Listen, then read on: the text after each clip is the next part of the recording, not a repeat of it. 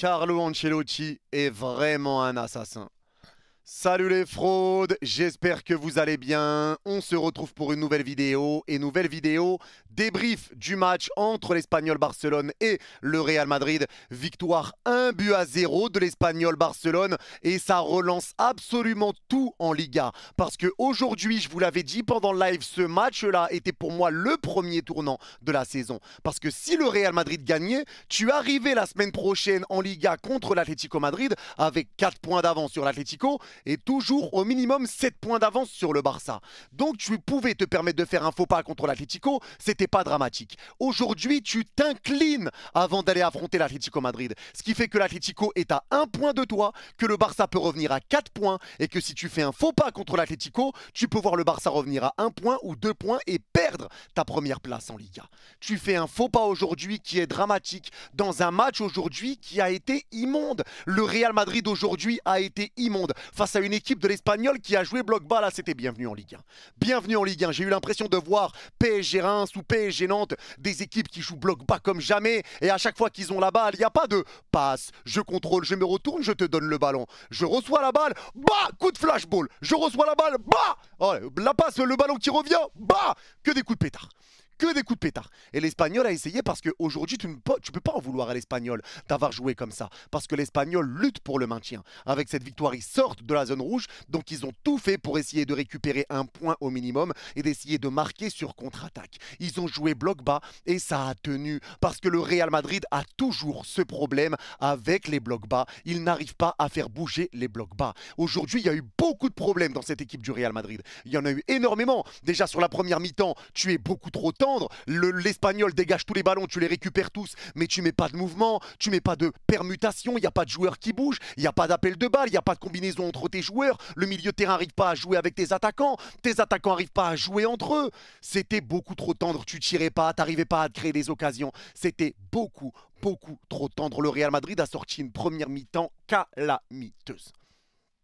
Calamiteuse. T'avais la balle, oui, mais tu n'as pas réussi à faire bouger ce bloc de l'Espagnol Barcelone. C'est difficile d'analyser ce genre de match parce que c'est des blocs bas, tout le monde est derrière, etc. C'est compliqué. Mais aujourd'hui, les gars, on a senti que certains joueurs étaient émoussés. Et là, il y a beaucoup de choses à dire sur ce débrief. Mais là, tu sentais quand même que des joueurs, ça tirait un petit peu, qui commencent à être un petit peu cramés. Parce que monsieur Carlo Ancelotti, l'assassin, ne fait jamais de rotation. Il fait jamais tourner. Il veut jamais mettre Brahim, il veut jamais mettre Arda, il veut jamais faire souffler un petit peu ses joueurs. Il met tout le temps les mêmes compositions, il force tout le temps avec les mêmes choses. Vini, Rodrigo, Mbappé, ça ne marche pas les trois ensemble. Mais tu forces depuis le début de saison. Il force et il force et il force. T'es en février, ça marche toujours pas, mais il veut pas l'entendre.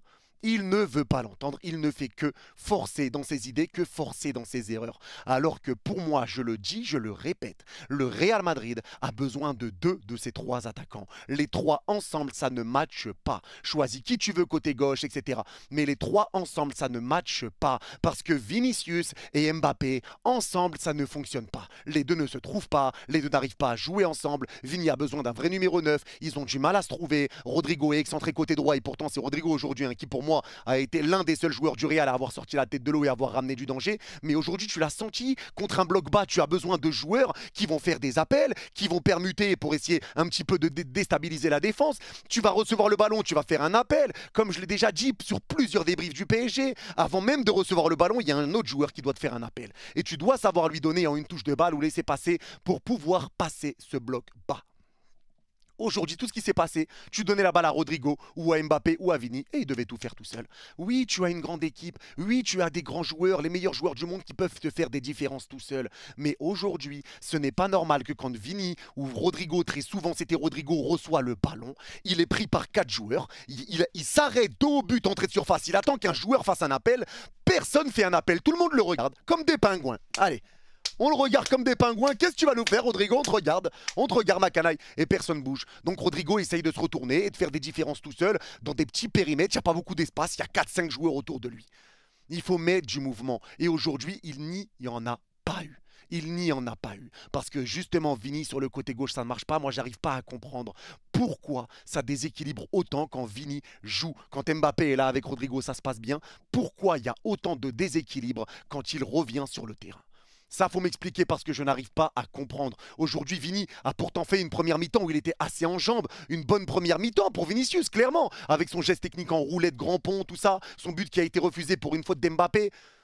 Mais comment tu peux faire une deuxième mi-temps pareille? La deuxième mi-temps de Vini est atroce.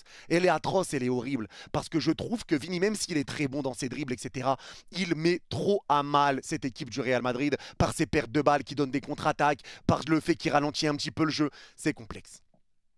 C'est complexe. La deuxième mi-temps de Vini a vraiment été une catastrophe. Mbappé a jamais réussi, lui aussi, à faire un peu de différence. C'était Mbappé qui a essayé, qui était un petit peu trouvé dans le jeu, mais qui a jamais réussi à faire de vraies différences. La deuxième mi-temps, il y a eu beaucoup de contrôles ratés, des prises de balles ratées, des 1-2 qui ont été ratées. Il y a eu trop de déchets parce qu'ils n'arrivent pas à combiner ensemble. Il y a ce problème offensif.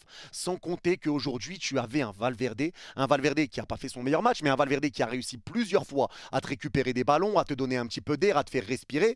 Il y avait ce problème au milieu de terrain qui n'arrivait pas à jouer avec tes attaquants. Il y avait un problème au milieu de terrain. Et Carlo Ancelotti ne fait rien. Avant la 70e, il te fait pas changement, il te fait pas de changement, alors qu'à la mi-temps, on le voyait tous. Tu avais besoin de rentrer un milieu qui allait te ramener de la création, un milieu qui allait jouer vers l'avant, qui allait réussir à trouver tes attaquants. Il ne l'a pas fait. Il te fait rentrer Brahim Diaz à la 86e quand il y a eu l'ouverture du score de l'Espagnol. Faut arrêter de se foutre de la gueule du monde. Mais Carlo Ancelotti, jusqu'à quand il va s'entêter comme ça? Ça devient atroce. Ça devient atroce, j'arrive pas à comprendre. Tu fais pas jouer, tu fais pas souffler tes joueurs. Valverde était cramax, tu sens qu'il est cramé. Ce mec joue tous les 3 jours. Il joue tous les 3 jours. C'est quoi? Il est dans la play. C'est un robot. Quand t'es à la télé, Valverde disparaît. Oh, c'est un humain. Il joue tous les 3 jours. Laisse-le souffler un peu. Fais des changements. Fais quelque chose quand même. Carlo Ancelotti a abusé. Vraiment, j'arrive pas à comprendre comment il force autant avec des offensifs qui ça fonctionne pas entre eux. Comment il force autant à jamais faire souffler ses joueurs. Et aujourd'hui, les gars, j'ai même envie de parler de Bellingham. Les gars, le match de Bellingham aujourd'hui, ça a été une calamité. Et là, je vais m'expliquer. Parce qu'aujourd'hui, tu avais un Bellingham, encore une fois, qui a essayé de jouer comme un faux numéro 9. Il essaye de continuer comme la saison dernière. J'ai l'impression que Bellingham devient ce joueur qui est matrixé par les stats, qui veut tout le temps être très haut, qui veut limite être devant Mbappé et qui vient gêner l'attaque. Il vient gêner tes attaquants. Il vient gêner Mbappé, gêner Rodrigo, il vient gêner Vini. Il veut être trop haut. Sans compter qu'en plus, il s'énerve tout le temps, il s'énerve très vite. Je trouve qu'il perd beaucoup trop vite son sang-froid. Bellingham doit comprendre que maintenant, son rôle n'est plus d'être un faux numéro 9. Il doit apprendre que maintenant son rôle va être de donner les ballons, d'être l'entrée de surface, mais de ne pas venir gêner les attaquants. De proposer des solutions, oui, mais de ne pas gêner les attaquants. Et à chaque fois que Mbappé rate une passe ou quelque chose, tu vois Bellingham qui s'énerve et qui se retourne et qui calcule plus Mbappé alors que Mbappé s'excuse.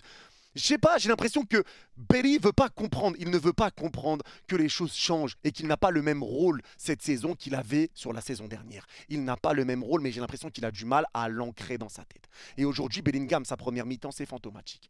Première mi-temps fantomatique de Bellingham, deuxième mi-temps, c'est pas fameux non plus. Ça a été compliqué aujourd'hui pour Jude, vraiment, moi, c'est compliqué. J'arrive pas à comprendre. Rodrigo, lui, a essayé, mais c'était vraiment un petit peu trop seul. T'es seul contre 4-5 joueurs, t'as pas de joueurs qui te font des appels. Et du coup, c'est compliqué. Et forcément que le Real Madrid a mieux joué en deuxième mi-temps parce que la première mi-temps, il n'y a rien eu. Il n'y a rien. Il y a rien. Tu regardes la télé, tu regardes le match, l'écran éteint, c'est la même chose. En deuxième mi-temps, j'ai vu des gens me dire « Ouais, le Real Madrid aurait dû marquer. » C'est vrai. C'est vrai, le Real Madrid fait une bonne deuxième mi-temps. Là, j'ai un peu plus de mal. J'ai un peu plus de mal. Parce que les gars, sur la deuxième mi-temps, le Real Madrid a plus tiré. Parce qu'ils savaient qu'ils avaient besoin de cette victoire. Et heureusement qu'ils ont plus tiré. Parce que l'Espagnol a toujours continué de jouer à sa manière. Long dégagement. Il récupère, t'as compris, coup de flashball. Long ballon devant. Et ça dégage. Et tu récupères les ballons. Donc forcément que tu as la maîtrise du ballon. Donc forcément que tu essayes de monter un petit peu plus et que tu essayes d'aller chercher cette victoire. Et donc tu arrives à ramener des tirs extérieurs surface, etc. Rodrigo qui touche le poteau sur des petits 1-2. À chaque fois qu'il y a eu des bonnes permutations, et ben c'est là que le danger est arrivé. Le poteau de Rodrigo arrive de bonnes permutations. Des permutations, une touche de balle avec Mbappé qui prend la balle, qui va écarter sur Vasquez. Vasquez qui resserre Rodrigo. Rodrigo tape le poteau. C'est sur ce genre de ballon-là que tu peux ramener du danger. C'est sur ce genre de ballon. Mais là, aujourd'hui, tu étais beaucoup, beaucoup trop tendre. Et tu as ramené du danger par des frappes de loin, des frappes qui ont été déviées ou des frappes arrêtées par le gardien. Ça revient sur Mbappé qui tire sur le poteau lui aussi. Sinon, il n'y a pas eu grand-chose. Il n'y a vraiment pas eu assez de mouvement. C'est une équipe, j'avais l'impression de voir un Real Madrid qui n'avait pas réellement envie de jouer, qui se découvrait, qui essayait de pousser, mais sans vraiment de grande conviction. Il y a un problème quelque part. Il y a un problème quelque part. En plus, tu perds Rudiger maintenant. J'espère que ça va pas être une longue blessure pour lui, mais tu perds Rudiger sur blessure. Et là, ça devient inquiétant. Et forcément, quand tu essayes de marquer, que tu pousses, eh ben tu te découvres. Et Lucas Vazquez n'a fait que se découvrir ce soir. Lucas Vazquez, autant offensivement, il a été disponible comme Fran Garcia, mais défensivement, Vazquez était aux fraises. Très longtemps, il y a eu une première alerte quand Rodrigo était en 1 contre 1 et la frappe est passée au-dessus, mais Vazquez n'était jamais là. Défensivement, il a laissé son côté désert. Vazquez était beaucoup trop haut sur le terrain, il s'est beaucoup trop ouvert, beaucoup trop découvert. Et le problème qui s'est posé était là, parce que derrière, tu prends l'ouverture du score par Romero qui, je signale, aurait dû être expulsé. Ça, je vous le dis très sincèrement. Alors, tout le monde n'aura pas le même avis que moi. Mais quand tu vois que sur un corner, Mbappé part en contre-attaque, il se fait tacler par derrière, il se fait toucher le mollet à pleine vitesse sur un tac par derrière, le ballon n'est pas touché, tu mets jaune. Tu mets jaune sur un attentat pareil? Tu mets jaune sur un attentat pareil? J'arrive pas à comprendre. Et le pire dans tout ça, c'est qu'il aurait dû prendre rouge. Et derrière, c'est lui qui marque. C'est lui qui marque. Alors aujourd'hui, l'arbitrage n'a pas été en faveur du Real. Parce que là, je le dis, je le répète, quand tu as une équipe qui joue très très bas, qui a des coups, etc., il faut mettre des cartons. Il faut mettre des cartons. C'est un petit peu comme contre Retafe. Il faut mettre des cartons parce que sinon, ils vont continuer tout le temps. Bloc très bas, coup, des coups. Et vas-y que je te mets un coup. Et coup de genou, et coup de coude. S'ils prennent pas de carton, ils vont pas se calmer. Pour les calmer, il faut mettre des cartons très rapidement. Et là, il y a des cartons qui devaient arriver. Le coup de coude sur le plexus d'Mbappé en première mi-temps. Le tac par derrière, tu mets jaune. Il y a des choses que j'arrive pas à comprendre. Autant le but pour moi est refusé justement. Parce que Mbappé vient pousser le joueur de l'Espagnol. Là, pour moi, le but est refusé justement. Dites-moi si pour vous, c'est refusé injustement. Mais en tout cas, pour le rouge, pour moi, il y avait rouge tous les jours. Il y avait rouge tous les jours. Et le problème qui se pose, il est là. C'est que tu fais des changements beaucoup trop tard pour Carlo Ancelotti. C'est que tu fais pas jouer c'est que tu fais pas souffler tes cadres. C'est que tu veux pas faire tourner. Tu veux pas faire confiance à d'autres joueurs comme Arda Güler, comme Brahim, comme Hendrik et j'en passe. Tu ne veux pas faire confiance à tes jeunes joueurs. Tu les fais rentrer. Tu fais ton premier changement à la 75e, 71, 73e. Et Brahim, tu le fais rentrer après le but à la 86e. Mais qu'est-ce qui se passe dans la tête de Carlo? Qu'est-ce qui se passe? Aujourd'hui, c'est un match compliqué parce qu'encore une fois, c'est un bloc bas. Mais ce n'est pas normal que Carlo n'ait toujours pas la faille contre ce genre d'équipe. C'est pas normal. C'est pas normal. Donc l'animation offensive, les trois ensemble, ça ne matche pas. Ça ne matche pas. Vini, Mbappé et Rodrigo ensemble, les trois en même temps, ça ne marche pas. Pourtant, quand Vini n'était pas là, Rodrigo, Mbappé, c'était tonitruant. C'était vraiment, vraiment tonitruant parce qu'ils arrivaient à se trouver. Mais Vini, Mbappé n'arrivent pas à se trouver. Tous les deux, ils n'arrivent pas à se trouver. Et tu avais un milieu de terrain où Ceballos, pour moi, était plutôt bon aujourd'hui. C'est l'un des seuls qui a sorti la tête de l'eau avec le bon vieux Rodrigo et avec Asensio qui est rentré en cours de jeu. Et encore une fois, pareil pour Asensio. Asensio fait des bonnes performances à chaque fois qu'il joue, mais il joue jamais. Il joue jamais. Moi, ça aussi, j'arrive pas à comprendre. Il veut pas faire confiance à la jeunesse. Il veut pas faire tourner. Il repart tout le temps sur les mêmes choses, tout le temps sur les mêmes compositions. Et voilà ce que ça donne au bout d'un moment. Tes joueurs sont cramés, tes joueurs ont du mal et tu veux forcer avec des choses qui ne marchent pas alors que tu vois qu'il y a des choses qui fonctionnent. Il y a des choses qui fonctionnent, mais ils n'osent pas les faire. Ils n'osent pas les faire. Et au final, maintenant, tu perds ce match. Tu vas laisser de l'espoir au FC Barcelone, à l'Atlético, et tu as un gros match contre l'Atlético qui va arriver. Parce qu'après l'Atlético, c'est Manchester City. Je le précise quand même. Il serait peut-être temps de gagner contre un gros, parce que le Real a battu aucun gros cette saison. Il serait peut-être temps que ça arrive avant City. Parce que sinon, croyez-moi que si tu ne gagnes pas contre l'Atlético, le match contre City, ça peut sentir mauvais. Ça peut sentir très mauvais, surtout que maintenant, on ne sait pas Rudiger va être absent combien de temps. Donc maintenant, c'est quand même impressionnant. C'est quand même impressionnant les choix de Carlo Ancelotti. J'arrive pas à comprendre la manière dont a joué le Real Madrid. C'est pas normal. C'était beaucoup trop tendre. C'était vraiment pas assez. Ce que le Real a fait aujourd'hui, c'était pas assez avec une deuxième mi-temps de Vini qui est ignoble. Vini qui, encore une fois, parle beaucoup avec les arbitres. Avec un Valverde que tu sentais émoussé, même s'il a réussi à récupérer des ballons de temps en temps, mais tu le sentais quand même émoussé. C'est pas possible. Et à un moment donné, quand il y a quelque chose qui va pas, il faut commencer à le changer. Il faut faire des changements. T'es pas obligé d'attendre la 70e, 75e et te dire c'est bon, j'ai Mbappé, Rodrigo, Vini, il y en a un qui va réussir à me faire un exploit. Parce que Carlo est sauvé par beaucoup d'exploits du Real cette saison. C'est un fait. C'est un fait. Aujourd'hui, Tchouaméni défensivement. Alors moi, j'ai pas kiffé. Il y a des moments où il doit récupérer la balle, il est dos au but, il la perd, ça laisse une occasion pour l'Espagnol. Un moment, il tacle, il doit récupérer la balle, il arrive à pas toucher la balle alors qu'il tacle pour le ballon, il y a personne qui l'a touché entre deux. Il tacle, il prend pas le ballon. Tchouaméni, je le trouve pas hyper rassurant. Asensio a été bon, Vasquez était beaucoup trop faible. Fran Garcia, je l'ai trouvé assez disponible, mais Vini le boycottait un peu sur le côté gauche. Mais aujourd'hui, tu t'es découvert parce que tu savais que tu devais aller gagner absolument. Et final, tu t'ouvres et tu te prends ce but en fin de match. Et tu subis l'ouverture du score et tu subis une défaite. Et ça relance tout en Liga. Mais aujourd'hui, le Real Madrid a fait vraiment une performance qui n'est pas normale. Ce match-là n'est pas normal. Il va vraiment, vraiment falloir changer des choses. Il va vraiment falloir que Carlos se remette en question. Parce que pour moi, cette défaite, elle est clairement pour Carlo Ancelotti. Elle est clairement pour lui à ne pas faire reposer des joueurs fatigués, à ne pas faire des changements au bon moment, à ne pas analyser, à ne pas comprendre qu'il doit changer un moment de style de jeu avec les offensifs, etc. Il veut pas l'entendre. Il veut pas l'entendre, il veut forcer avec ses conneries. Et ben voilà le match que ça donne aujourd'hui. Un Real Madrid qui a affronté un bloc très très bas. Et encore une fois, c'est dur de juger sur un match comme ça, sur un bloc très très bas. L'Espagnol était très bas, c'est dur pour les joueurs. Hein. Forcément, quand il y a un bloc bas, c'est dur pour n'importe quelle équipe d'essayer de faire des différences. C'est très compliqué. Et plus le temps passe, plus c'est compliqué. Donc forcément là c'est dur, mais en tout cas aujourd'hui il y a eu forcément pour moi des erreurs d'arbitrage, mais c'est arrivé au FC Barcelone aussi. Le Barça a perdu beaucoup de points entre novembre et décembre, ou décembre et janvier, je ne me rappelle plus, mais le Barça a perdu novembre et décembre. Ils ont perdu beaucoup de points aussi à cause de l'arbitrage. Maintenant, c'est au tour du Real Madrid. L'arbitrage en Liga est encore une fois très calamiteux. Ça aurait jamais dû se terminer comme ça. Ils auraient dû être à 10 et du coup le buteur aurait dû être expulsé avant son but. Mais c'est comme ça.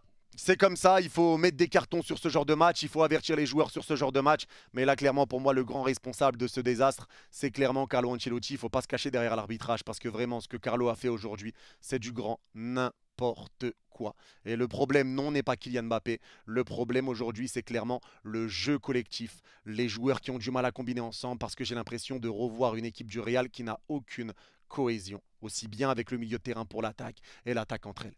S'il n'y a pas de mouvement, s'il n'y a pas de déplacement, s'il n'y a pas de jeu ensemble, s'il n'y a pas d'appel de balle quand tu es dos au but, tu ne vas pas marquer contre un bloc bas. Tu as essayé de marquer aujourd'hui qu'avec des frappes extérieures-surface, qu'avec des frappes de loin, et tu as espéré que ça rentre. Il y a eu un grand gardien pour l'Espagnol, hein, il a fait de très très belles parades pour garder sa cage inviolée. Mais en tout cas, aujourd'hui, c'était clairement pas assez pour une équipe comme le Real Madrid. En tout cas, c'est tout pour ce débrief. N'hésitez pas à me dire en commentaire si vous êtes d'accord ou pas d'accord avec moi. Et ceux qui ont regardé cette vidéo jusqu'à la fin, merci à vous. Et n'hésitez pas à mettre souris en commentaire et je comprendrai que vous l'avez vu jusqu'à la fin. Prenez soin de vous. Force à vous les supporters du Real. Bonne chance pour la semaine qui arrive parce qu'elle va être vraiment, vraiment hardcore. Prenez soin de vous. Vous êtes les gouts. Bye bye.